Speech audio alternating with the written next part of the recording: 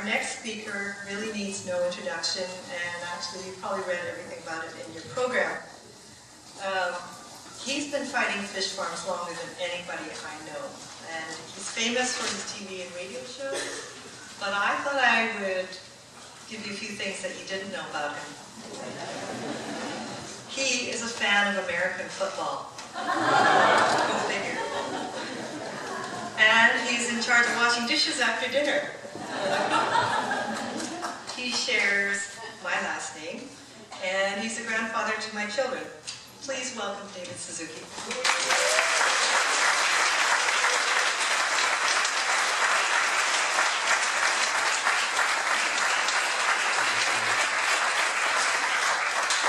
Before I begin, I too would like to thank the Musqueam, the Tsleil-Waututh, and the Squamish people for caring for these lands for so many thousands of years.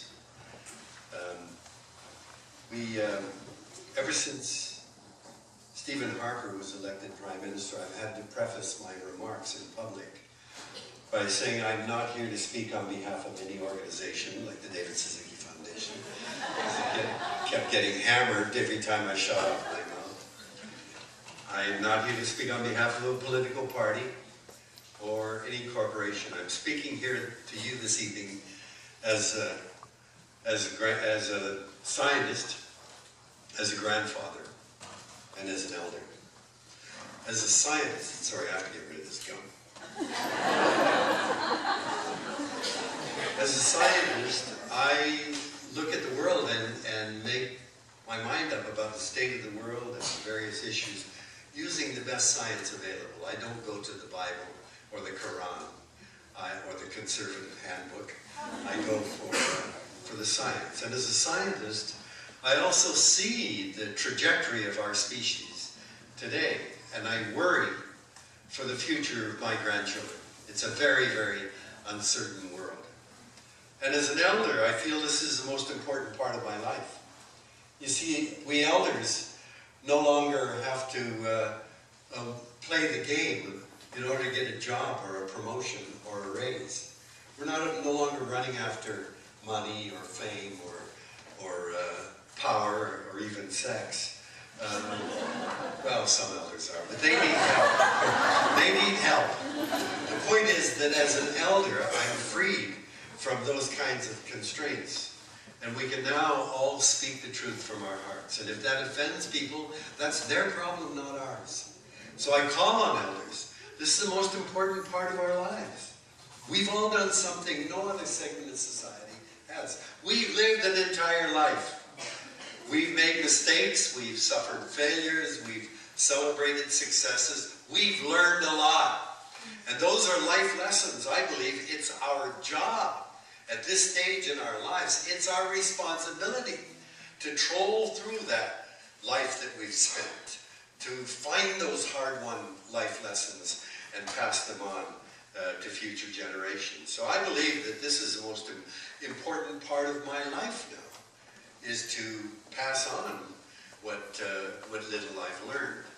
And this comes at a very critical moment, because we are at a unique and unprecedented moment in the entire 4 billion years that life has existed on this planet. There's never been a single species able to transform the planet's physical, chemical, and biological properties in the way that human beings are doing today.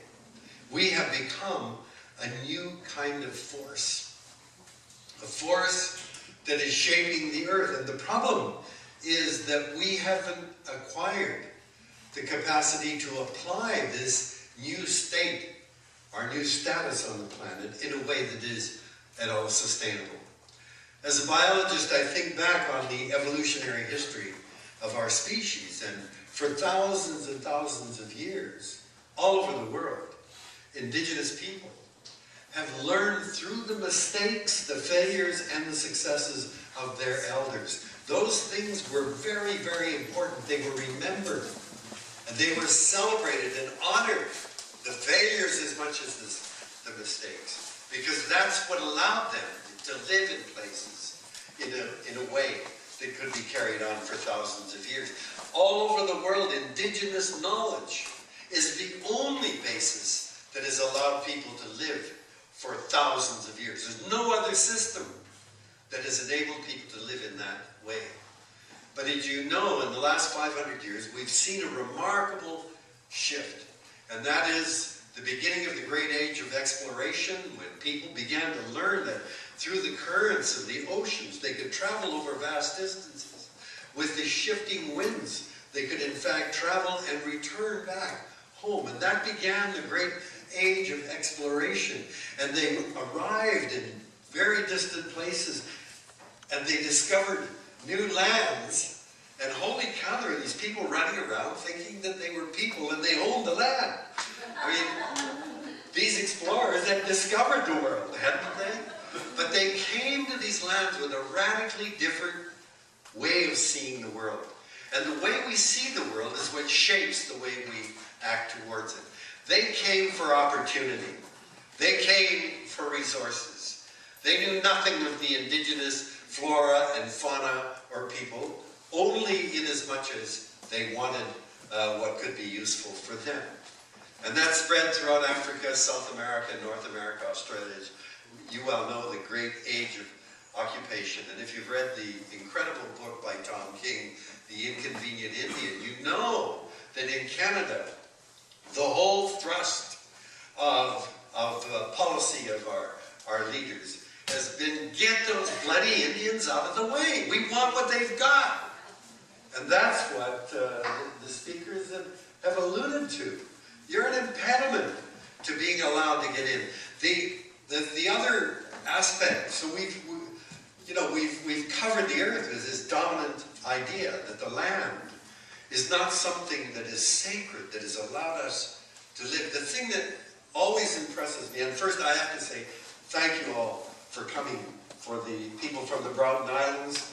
They've come a very long way. Believe me, I've driven all that way.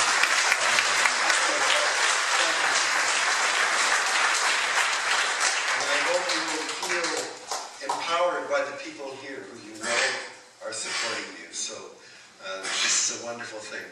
But I've lost track of where I was thinking.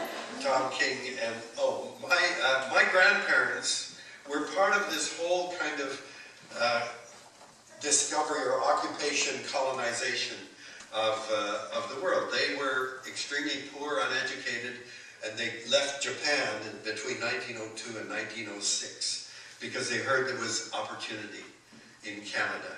They had no idea about the indigenous flora and fauna or people. They just came because they thought if they worked hard, they could get ahead. My mother and father were born in Vancouver. Dad in 1909, my mother in 1911. And like all of the other Japanese Canadian kids born around that time in Canada, they had no grandparents. They were back in Japan. They didn't have Skype or telephones that they could call home. They had cut themselves loose from Japan. And they had no elders. So they had no roots. My grandparents never learned to speak English. I never had a conversation with my grandparents. I never heard stories from them. What things were like where they came from, or why they came, and what it was like when they arrived here. My parents were raised, work hard, make money. That's what the opportunities are in Canada. Thank goodness for me, my parents were shaped in large part by the Great Depression. They were married during the Depression, and as you know, that was a very difficult time. Although I visited Fort Rupert on Vancouver Island recently, and I was told there, the people there, they had no idea there was a depression. The oceans were still rich with food, the forests were still intact. And that's, I think, the way it's been up and down with indigenous communities. But my parents were shaped by the Great Depression, and because of that, they pounded home the lessons they had learned during those hard times. My sisters and I were taught over and over, live within your means, save some for tomorrow, share, don't be greedy, help your neighbors, you may one day need their help. Work hard for money to buy the necessities in life, but you don't run after money as if having more money or things made you a better, more important person. Those were values and beliefs that really formed my sisters and me and shaped us. They seem rather quaint and outdated in the world today, but that's certainly how I was raised. But a remarkable thing happened during my lifetime. I was born in 1936. At that time, there were just over 2 billion people in the world. Can you imagine? 2 billion people. There were only 14 cities with more than 1 million people in 1900. The vast majority of people, there wasn't a single city in Canada with 1 million people. Around the world, the vast majority of people lived in rural village communities because we were farmers. Farming, agriculture was still the heart of the way that people lived around the world. And when you're a farmer, you understand and know very well. Weather and climate absolutely shape the way we live. You know insects are important for pollinating flowering plants. You know that winter snow is directly related to how much moisture there is in the soil in the summer. You know that certain plant species take nitrogen from the air and make fertilizer in the soil. Farmers understand.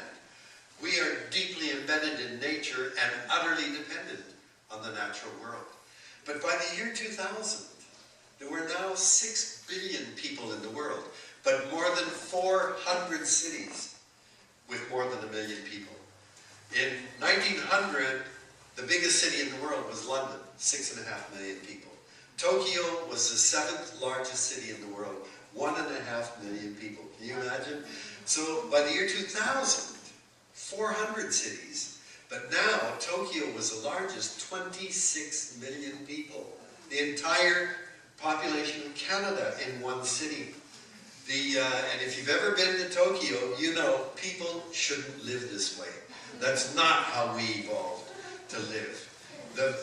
The 10 largest cities in the year 2000 all had more than 11 million people. So suddenly, in my lifetime, we've exploded from still being a village dweller into a big city inhabitant. And in a big city, our highest priority becomes our job. I need a job to make the money to buy the things I want. Not the things I need, but buy the things I want. And so the economy then comes to dominate our perceptions. So when Mr. Harper said, as Prime Minister, we can't do anything about climate change, we can't reduce greenhouse gases, it'll destroy the economy, he elevated the economy above the very atmosphere that gives us weather, climate, and the air that we breathe. And that's the challenge that we face now. The dominant society has so focused on the economy, pays no attention to the very things that keep us alive. And so we've never needed more the perspective, the values, and the beliefs of the people who are of the land.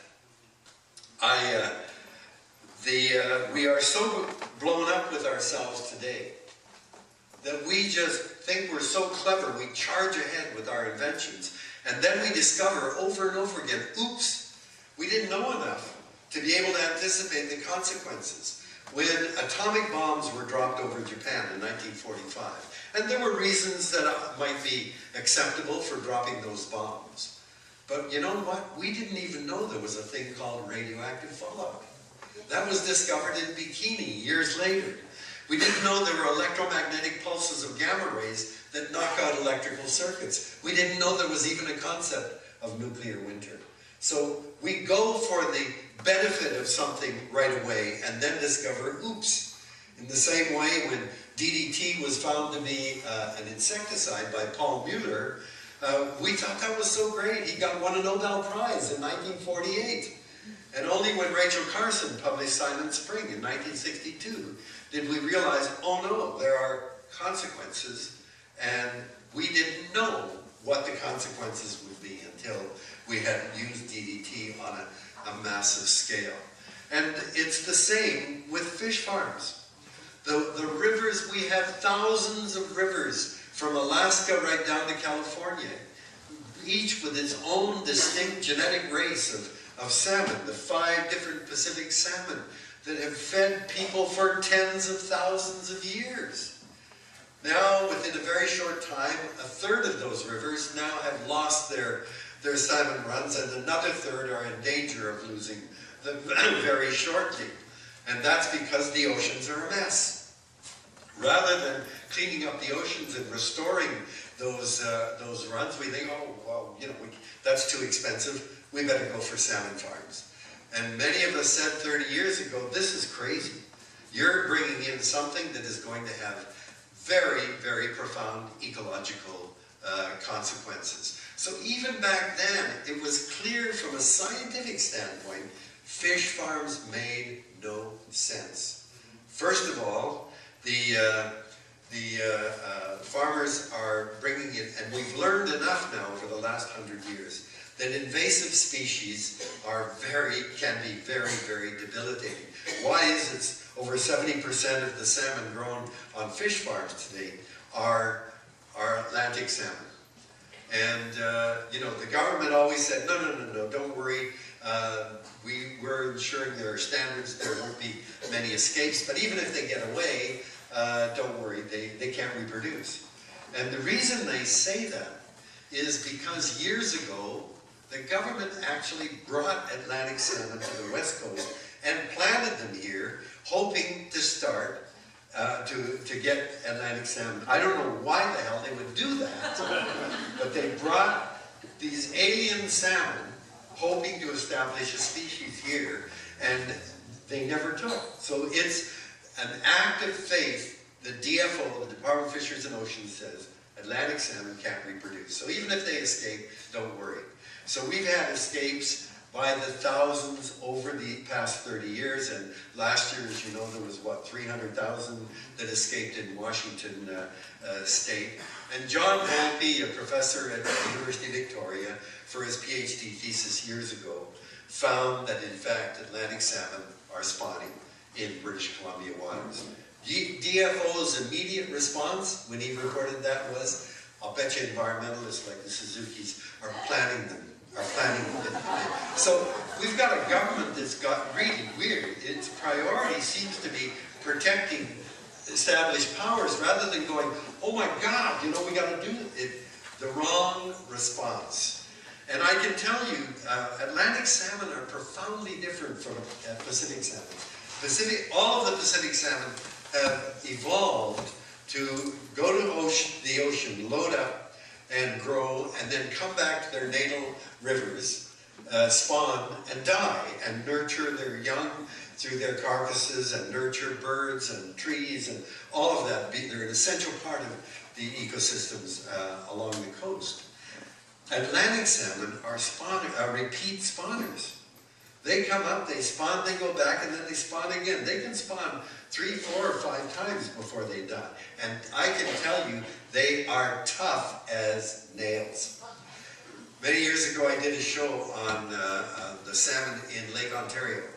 Lake Ontario's got 3 species. They've got coho, chinook, and Atlantic salmon. So we got a permit from DFO and set a net in Hamilton Harbor, which is one of the most polluted areas you can imagine. But anyway, we pulled up about 200 salmon, and every one of the coho and chinook was dead as a doornail. And many of them were just hooked by the teeth, and yet they were dead. And I think, you know, they've got a life force, they hit the net, they fight, and then that's it. They've exhausted themselves. Every one of the Atlantic salmon was just alive, and some of them were their gills were right up like this. The minute we let them go, poof, they are tough as nails. And I just can't imagine them coming up the rivers, and these poor Pacific salmon, they're in the last part of their lives, and yet they'll be just fodder for these repeat spawners. So, first of all, there should be a rule. You don't bring an invasive species in to establish it in these areas. But then, of course, the big problem is open net pens. And in an open, I scuba dived under a net pen years ago, and I was astonished because the pile of feces and pellets, I had a yardstick, I stuck it in right up to my armpit, and I never hit the bottom. It was just and of course it was like a desert. There was nothing around that area. And you know, the fish farmers say, oh yeah, but we're getting much more efficient. We don't waste as much feed and all that. Yeah, but you're still using the ocean as a garbage can. You're using it as a sewer. And that's just, today, it's not acceptable. The films that have come out recently from those fish farms up in the Broughtons have been, to me, absolutely shocking. Because I didn't realize that the open mesh allows the free flow of a lot of smaller fish that are perfect feed. Anchovies, halibut, I mean huge schools of halibut inside the nets. Fish farmers are putting lights up at night, pulling in these wild feed and feeding their fish and depleting the areas around. It's absolutely shocking. And of course the open nets permit the easy transmission of parasites and diseases that build up under these very tight growing crowded conditions. And again, you know, Alexander Morton has been up there just fighting and working, and she has been so heavily attacked.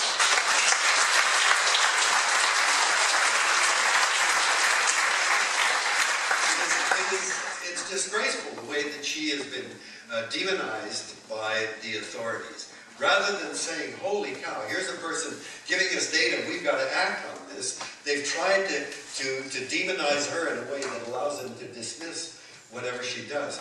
People in DFO should be in jail for what they are doing.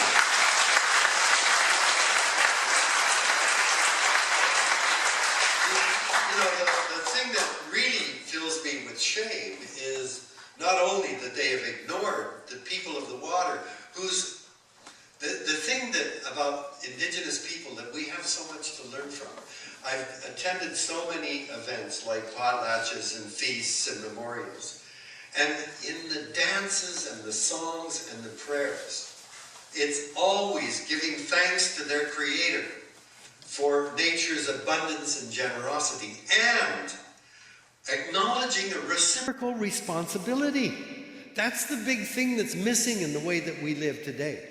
The sense of gratitude that says, I've got a responsibility to care for nature in order for her to continue to be as abundant and generous. And I thank you again for coming down to be able to share that sense of responsibility and for fighting against the fish farms, because you are fighting for the waters and your future, your culture, everything you are is what you're fighting for, and I thank you for that.